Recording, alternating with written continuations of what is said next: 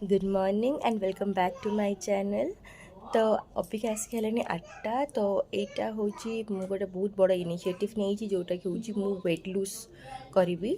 तो more actually wait हूँ अबिका 70। तो 70 हूँ मैंने बहुत ही वेट हो जाऊँगी। तो ताकू मु एटलिस्ट 10 kg तो लूज करी ना। तो यहाँ हूँ मोर गोटे जर्नी। तो प्लीज़ आपण मैंने मोर वीडियो भल लगे प्लीज़ लाइक शेयर कमेंट निश्चित करेंगे। तो चलते स्टार्ट करूँ आज दिन। ଏଇଠି ଆମେ ସାଇର ମୋର ଏଇଠି ବ୍ରଶ୍ କରୁଛି। ମୁଁ ବ୍ରଶ୍ କରୁଛି ତ ସାଇକୁ ତ ବ୍ରଶ୍ ଦେଇଦେଇଛି। ସେ ନିଜ ହାତରେ ବ୍ରଶ୍ କରୁଛି।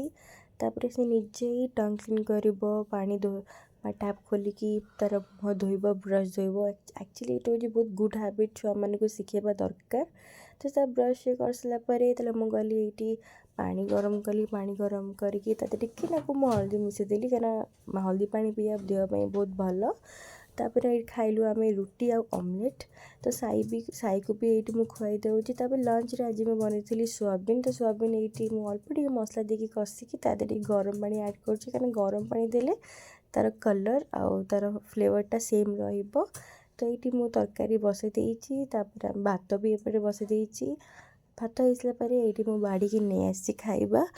ଆଉ ଏଇଟା ମୁଁ ଆକ୍ଚୁଆଲି ହଜବେଣ୍ଡ ମୋର ଖାଇବୁ। ଏଇଟା ଏତେ ଭାତ ଆପଣ କହିବେ କି ୱେଟ୍ ଲୁଜ୍ ଜର୍ନିରେ ଏତେ ଭାତ, ତ ଆମେ ବହୁତ ଭାତ କମ୍ ଖାଏ।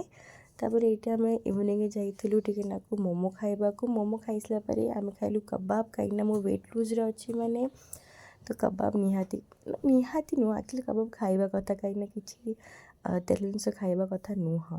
ଯଦି ମୋ ବ୍ଲଗ୍ ଆପଣମାନଙ୍କୁ ବହୁତ ଭଲ ଲାଗିଲା ତ ପ୍ଲିଜ୍ ସେମିତି ହେଲେ ନିହାତି ସବସ୍କ୍ରାଇବ୍ କରିବେ। ଆଉ ଏଇଠି ମୋର ଡେ 1 କେମିତି ଲାଗିଲା ମୋତେ ନିଶ୍ଚିତ କହିବେ। Thank you.